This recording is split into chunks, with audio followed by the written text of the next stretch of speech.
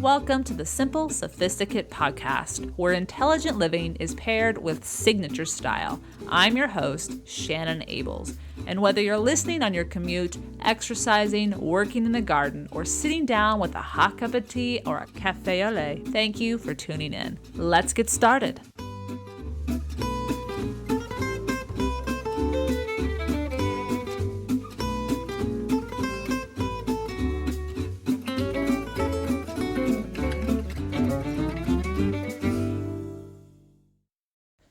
In today's podcast, we are going to talk about our sanctuary, the place we call home.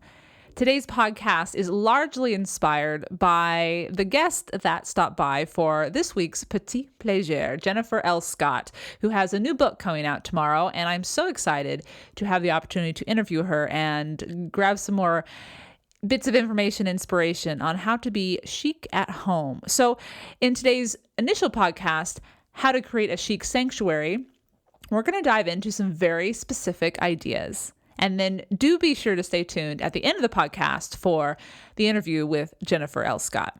All right, so I'm going to go over 6 simple ways you can create a sanctuary no matter what the size of your home. No matter what the size of your home, whether you live in a house, an apartment, a studio, share an apartment, wherever you call home.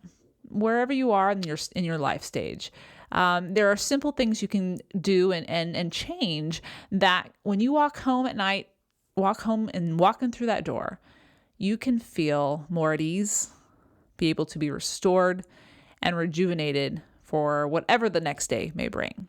All right, so the first way to create a more chic sanctuary is to pay attention to the color of your walls, of your decor, as well as how much light and what type of light you allow into your home. So let's first talk about color. This could simply be the color of your walls, picking up a paintbrush and changing them. I have changed the color of my walls, as I've mentioned in previous podcasts many times. I think every single place I've lived in, I've changed the color of my walls. And then I recently started adding wallpaper too, as that adds another element of texture as well as artistic touch, I guess you could say. It takes a little more time, but it's still a way to change the color and the light. But color has power, and we have to remember that. Psychologically, it has been proven in all sorts of studies that various colors can affect our mood. So something to keep in mind, the color in your bedroom especially, that's where you spend a third of your life, right? You're sleeping, but I know you still have to go to bed. You still have to wake up in the morning. What mood or feeling do you want before you drift off into la la land? What do you want to feel or be motivated to do when you wake up in the morning? So pay attention to the color of your walls. When in doubt, go neutral and add colors with your furniture, with your artwork on the wall, with anything you bring in that can easily be replaced, or the rug on the floor. Keep in mind as well, light.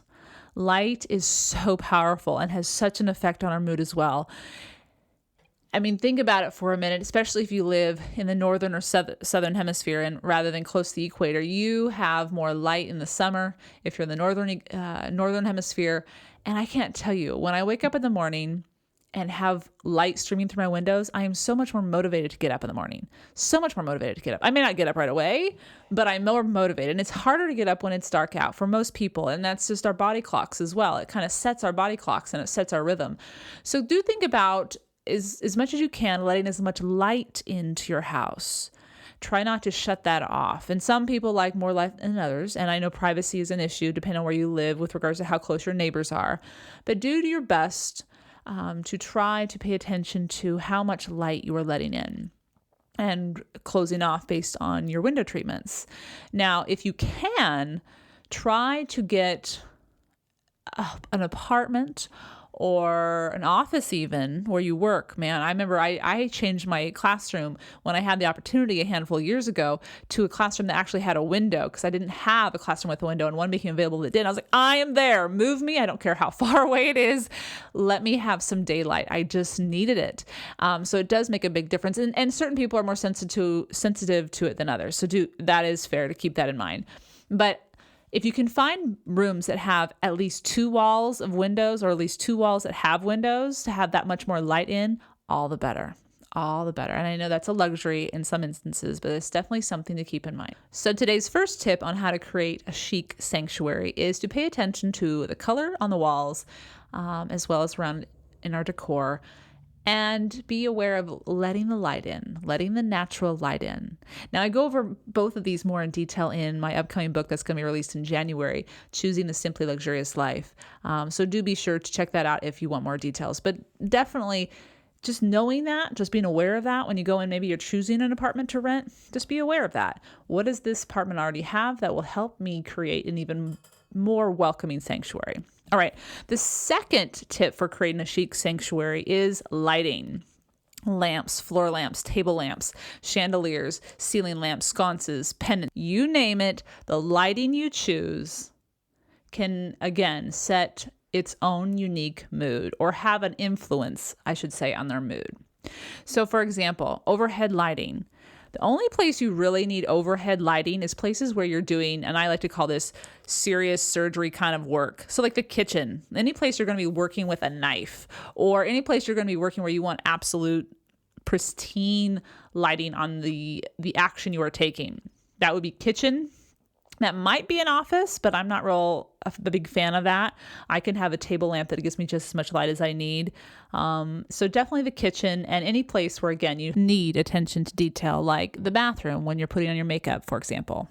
Other than that, pay attention to floor lamps, table lamps, and chandeliers are beautiful. As long as, anything that does have a ceiling lighting, make sure you can put a dimmer on it.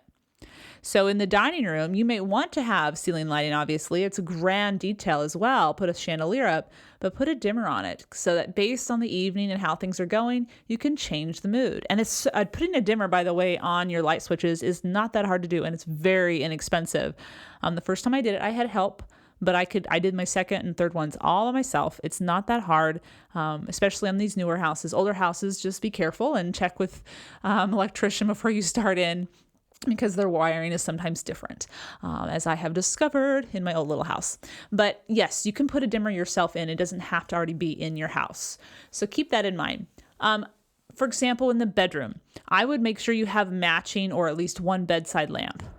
Softer lighting in a place where you're just waking up in the morning or going to bed, where you're trying to calm down or ease yourself into the day. You don't want to shock your system. You don't want to be glaring, screaming, lighting in your face and your energy as you get going. Same thing in the living room. You want to create conversation. And if the lighting is so stark and drastic, people feel like they're being put on a spotlight. And that's just not comfortable. And I'm really sensitive to lighting and the effects of just how things look. And people respond to that. Whether they know they're responding to it or not, they do respond to it. And think about it for a second. When you go out at night, a lot of restaurants have very dim lighting, very fancy restaurants. Not everyone, but certain types. And part of that is just so you can be more intimate and talk and be more comfortable, so that not everything is on display. And everyone looks better with great lighting. I think it was one of the things that Oprah used to say, thank the people that do the lighting. That's what makes my guests look good. That's what makes me look my best. Lighting is so powerful. So do pay attention to that. And I think that'll make a big difference in just the effect or the mood of your room as well. So that's number 2. Number 3 is to create vignettes. To place vignettes around your house that add a bit of polish as well as personality to your home.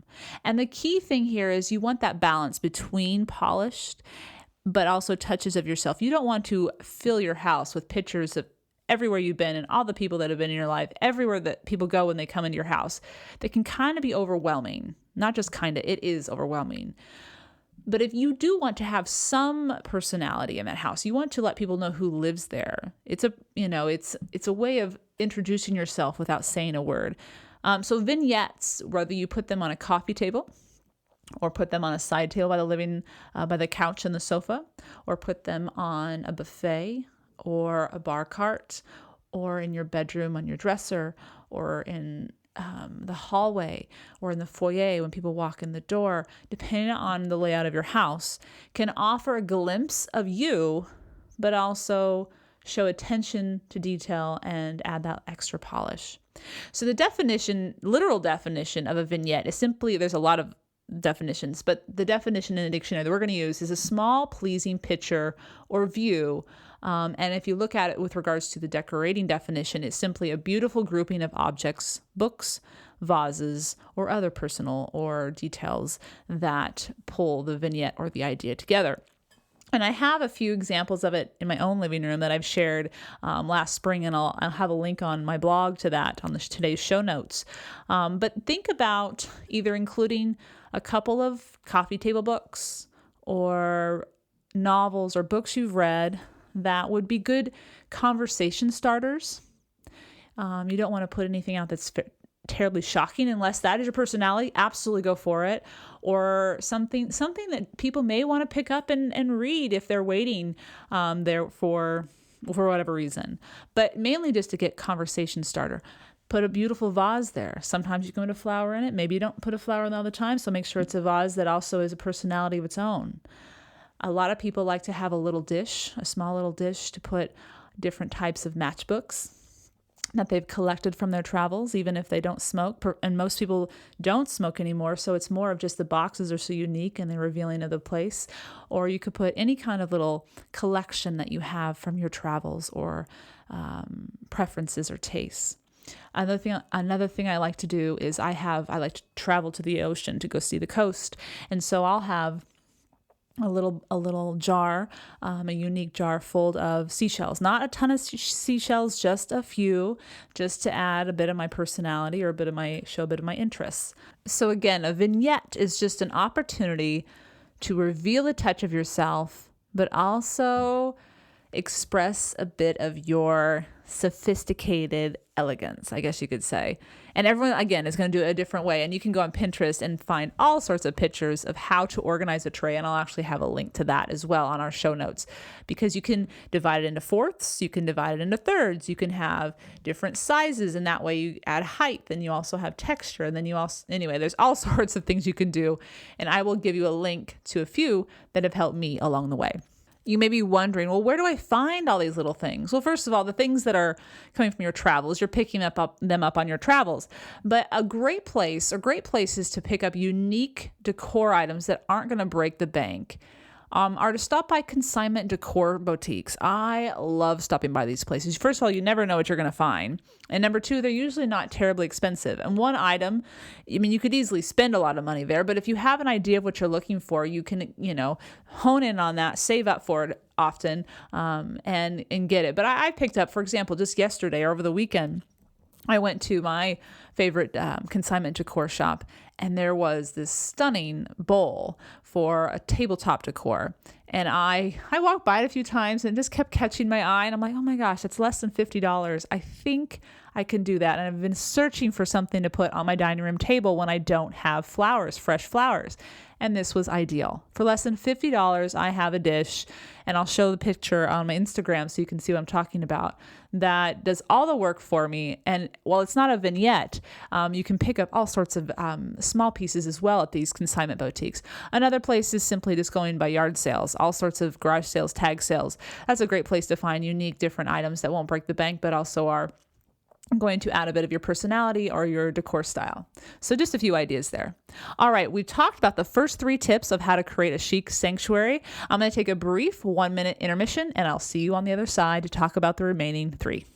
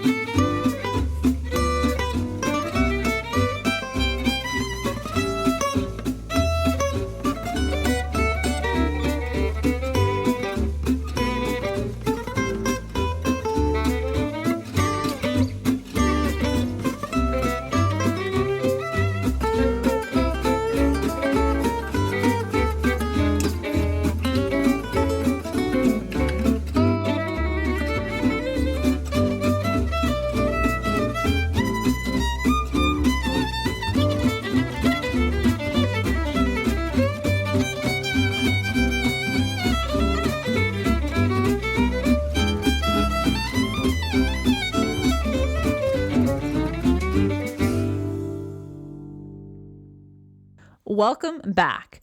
Let's dive into the remaining 3 ways you can create your own chic sanctuary. All right, number 4 is to invest or purchase natural fibers. So we're talking your bedroom sheets, your linens, your slip covers, if you have slip covers, throws you have around the house, those kind of fabrics that are going to touch you, that are going to be against your skin, your body. So one thing most immediately jumps to my mind is create a master suite that beckons you to go to bed at night. And I am not kidding. Spend money here when you have it. You don't have to have a lot of money to do this, but the details in your linens, your bed linens, will make a tremendous difference in the quality of your sleep. So first of all, start with 100% Egyptian cotton sheets. For less than $50, you can get a full set and have a wonderful night's sleep. And they are of good quality. That's honestly where I get them. I've also picked up a pair at Amazon or a set at Amazon.com. But think about when you buy those, make sure you are getting 100% cotton, especially Egyptian cotton. All right, another thing to do is invest in good pillows. I've known this for a long time, but I have to say I've been reluctant to do so, and just probably because I had other priorities, not because I didn't want to, but I have not been sleeping well in the last handful of months, and it's been frustrating. So recently I went and I invested in a down pillow, and I will share the link to the one I actually bought so you can look at it. And I am not kidding you. I was just telling someone recently, I have been getting the best sleep lately, and it's been fantastic. And for me, I'm not allergic to down. So it was just like falling asleep in one of those dream hotels that every once in a while you get the opportunity to stay in. And I felt like I had woken up in a hotel. It was absolutely fantastic. And sometimes these pillows can be a little pricey, so they're worth saving up for. In fact, I only have one right now and I'm saving up for the second one, but just to give you an example, but it is worth it. It is absolutely worth it. So down pillows, cotton sheets. If you can, when you can, invest in a soft wool or cashmere throw. So when you're snuggling up for that with that book and that hot cup of tea in the evening, or you're watching your favorite movie or new show, this is something I don't care how old you are or young you are. Linus is in us all. We all want our favorite blanket, and knowing you have that is just a simple comfort at the end of every day or in the morning on the weekends when you're reading the newspaper. So something to try to invest in as well. Very simple. Another place to invest as well, I almost forgot, but your bathroom linens, your towels, your washcloth, your hand towels. Start again with cotton. Maybe get some bamboo towels. I've had some bamboo towels for quite some time from one of my favorite small boutiques called B. Croby, and I love them. And they keep getting softer with each wash and are absolutely fantastic for when you get out of that shower and you just want to warm up real quickly. And of course, oversized is kind of nice as well if you want to get oversized, but it's the fibers, it's the natural fibers that will make a tremendous difference on your skin. And it just feels good. It just feels good. So a little bit of luxury in everyday routines that we have to go through. So that's number 4. Number 5 is to create rooms or nooks of comfort. And what I mean by this is wherever you like to spend your time in your house, whether you have a kitchen nook, or maybe you have a little reading nook, or maybe it's your bedroom where you do a lot of your reading or relaxing, wherever your favorite spots are, in your office, perhaps if you work from home or spend a lot of time in your office, make these places that beckon you to be, places you want to be, places that just call to you to sit down and take a few extra minutes for yourself.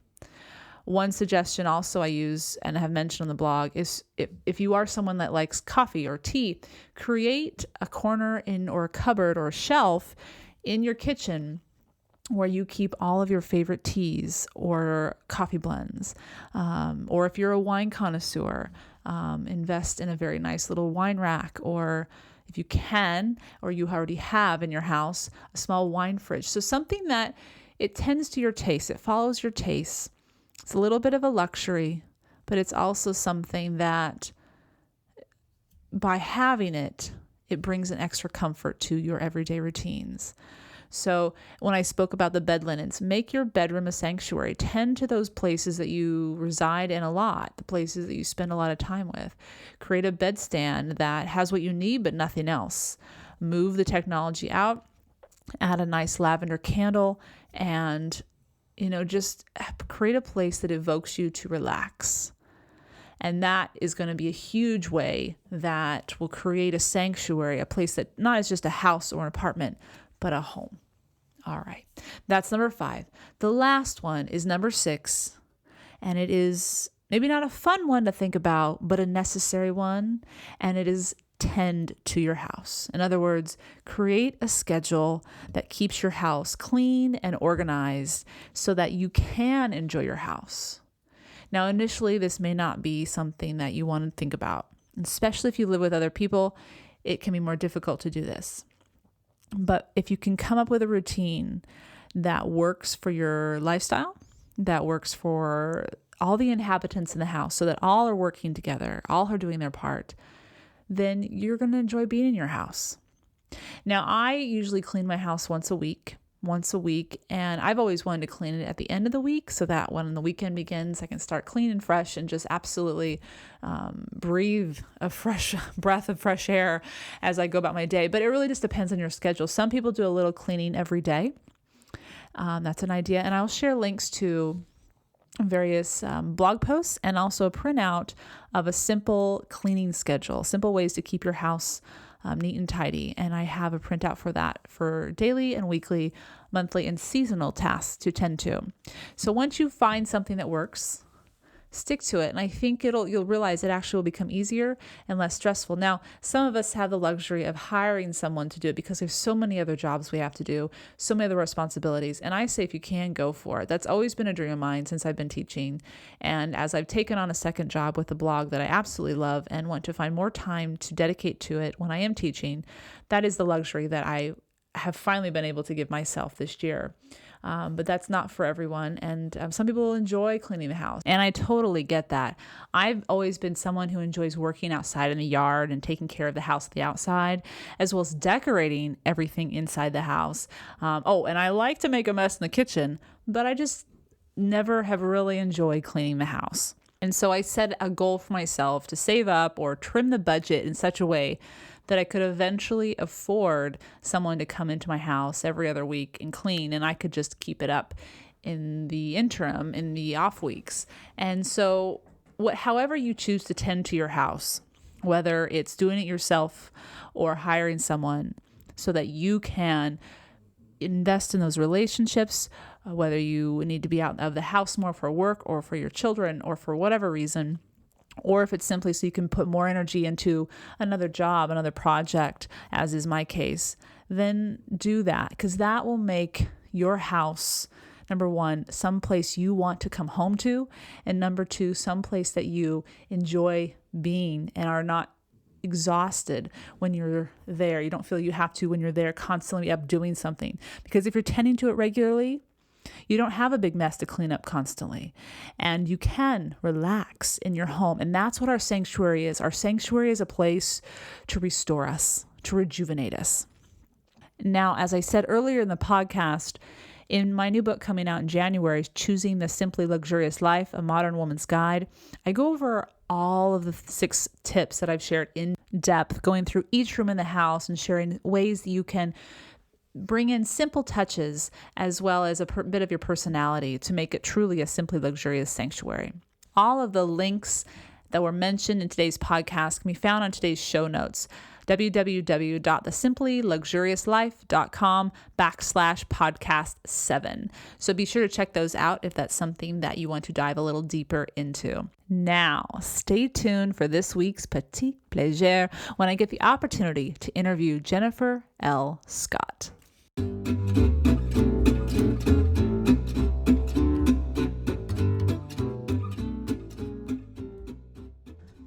Welcome back to the SImple Sophisticate. In this week's Petit Plaisir, I am so excited to have the opportunity to interview international best-selling author and lifestyle blogger Jennifer L. Scott. Welcome to the podcast, Jennifer. Thank you, Shannon. It's such an honor to be here. Oh, I'm so happy you were able to stop by. I'd like to quickly share with listeners how I became a fan of yours. I first discovered your book when I read a review in the New York Times a couple of years ago, Lessons from Madame Chic. I quickly purchased the book, and as it spoke to my French predilections and that refined style. And as soon as it arrived, I devoured it. I mean, I have annotations up and down the margins, in between the lines. And then I became a complete convert to the idea of the capsule wardrobe. The book also introduced me to your blog, The Daily Connoisseur, and many of my readers have told me that your blog is also one of their favorites to stop by regularly. But now you have a second book coming out called At Home with Madame Chic, which is being released October 7th, which is why I am so eager for you to have stopped by.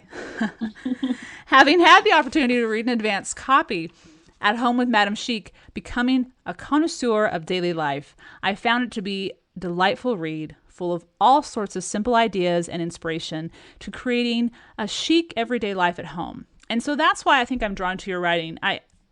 Your approach to living is very simple, it's very mindful, and allows those amazing petite pleasures or luxuries to come to light each day that we may have missed otherwise had we not created this type of lifestyle that allows us to find them. So let's dive right in. I have all sorts of questions for you.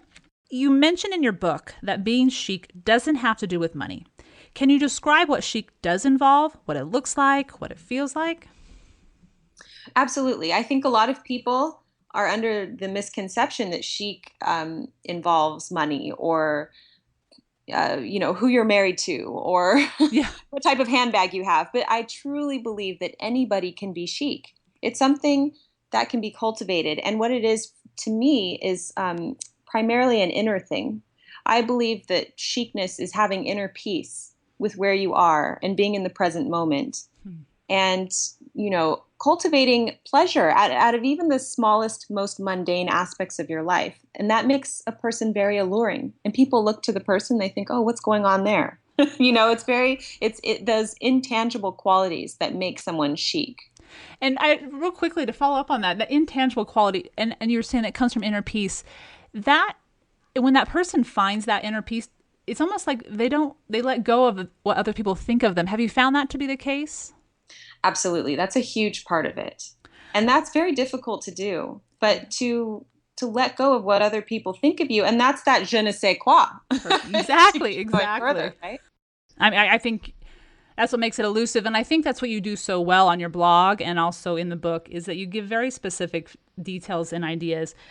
Mm-hmm. Okay, so I'm going to get back to your book. I honestly, I loved your first book, but your second book, I sat down outside in my yard and in one day, boom, it was done. There's so many tips and ideas. And so in one of the pages you share that you remind readers, quote, make homemaking a pleasurable pursuit. What are some of your simple pleasures or everyday routines that help make homemaking pleasurable? What are some of the ones you do in the book or just what you'd like to share with us? Well, first, I'd just like to say that I think lately, I think that homemaking has gotten a bit of a bad rap, and it's not revered as it used to be in the past. And it's a very noble pursuit, women who are, stay-at-home moms or women who look after the home can take pride in that. There's nothing shameful about it. And in fact, it can be very pleasurable. If the job has to get done, and I do recommend that you enlist help, that you don't do everything by yourself. But I do think that no matter what job you're doing in your home, that you can find a way to shift your perspective to enjoy the task. And that opens up room for more enjoyable tasks. I just started making bread again from scratch. Oh, yum. And, simple pleasures like going back, coming back into the home and really cultivating life at home is so important. Well, I have to admit, I've already started incorporating some of your suggestions. I have fallen in love with Bach for breakfast. That is isn't that great? It is. It's such a pleasurable and peaceful way to begin the day. You just start off on the right foot. And I think my dogs even enjoy it too. Less news in the morning, more music and soothing tunes.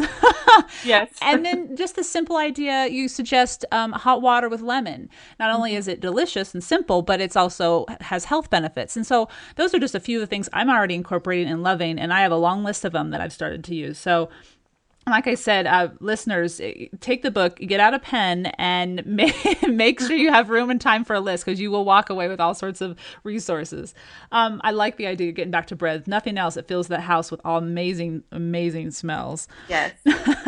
As a mother of 2 young daughters, you do a wonderful job throughout the book of just sprinkling parenting, I guess you could say parenting tips throughout. But even if people don't have children, these are great ideas on how to better communicate with people, how to better get along with them. And I think that's why you're able to cross over women that are married, gather inspiration from you, women who are single, gather inspiration from you, because you just truly embody this premise that whether you're a parent or not, or someone who's single or married, anyone can truly live a truly chic lifestyle. So what is your mindset when you wake up in the beginning of the day? How do you start that day? Well, there was a very funny meme that was going around on Facebook that said most mothers start off the day like this, and it showed a picture of Mary Poppins. And then it said most mothers end off the day feeling like this, and it showed Cruella de Vil. Oh, no. Oh, gosh. That has happened to me on occasion. But I do start the day off very optimistic, very upbeat. You know, I don't like to start off defeated before I even get out of bed. Every day, I go out there like a soldier, you know. It's not easy, and nobody ever said it was easy. No. And I just came off a very long summer. You know, I had both kids at home with me every day, and I'm still working, but I'm trying to find balance, you know, to spend time with them. And yes, it can be very challenging. But I start off the day, I like to give myself pep talks. And I like to tell myself I can change the world every day. And that's not just for me. I think everybody should do that, because everybody can change the world. Even if you don't have a blog or a readership or whatever, Right. You can change the world by living with integrity and living in a way that's alluring to other people. They'll be like, what is it about her? I want to live like she does. Well, you definitely create that curiosity. I think that's definitely curated in this book. Before I let you go, you are a Francophile, so you're speaking to fellow Francophile here. I have to ask, what is one of your favorite places or daily routines that you savor or enjoy while you're in France, maybe even specifically Paris? Well, my favorite place in Paris were the gardens. And when I was there, I would go to a garden almost every day in the afternoon and sit there and read a book and just be out. It's so beautiful. So, you know, if so many people say, I've never been to Paris before, what should I do? And I say, completely savor it. You know, sit in the gardens or walk by the Seine or sit in a cafe for a few hours and people watch, or definitely go to the museums, you know, and just immerse yourself and just enjoy it. Well, and I think that's the huge part. It's just, it really isn't that complicated. We think that we have to travel across the country or the world. We think we have to spend all sorts of money, and we don't. It's really a mindset. And you definitely make that very clear with all sorts of ideas. I love that you're an advocate for the arts, all sorts of ideas in your book about incorporating that into your life, whether you have kids or don't have kids. So simple, so simple. Jennifer, it has been a treat to have had this opportunity to chat. Honestly, you're an inspiration to me in so many ways, but I know your readers and those listeners who already know you feel the same way. Oh, thank you, Shannon. What an absolute pleasure to have you stop by. Readers, listeners, Jennifer's new book, At Home with Madame Chic, Becoming a Connoisseur of Daily Life, is available tomorrow, October 7th. Buy it, savor it, take ample notes, and I am confident your life will become all the more enjoyable each and every day. I hope you've enjoyed this week's Petit Plaisir, where each week ideas are shared to make the everyday all the more enjoyable. Tune in at the end of each Monday's podcast, where I'll recommend a book, a film, a recipe, or from time to time, like today, introduce you to an expert who offers insight into how to live simply luxuriously. Anything that is a simple pleasure to satiate your sophisticated taste. Thank you for tuning in to the SImple Sophisticate podcast, where intelligent living is paired with signature style. If you've enjoyed what you've heard and you have a few minutes, take a moment to rate this podcast on iTunes and leave a review, as we're just getting started, and all feedback is extremely helpful and very much appreciated. For more ideas and inspiration, stop by the blog, thesimplyluxuriouslife.com, or subscribe to the weekly newsletter, which arrives in your inbox every Friday to help you stay caught up on the most recent podcasts, blog posts, as well as offer an extra dose of inspiration exclusive to subscribers. Until next Monday, I'm your host, Shannon Ables. Bonjour.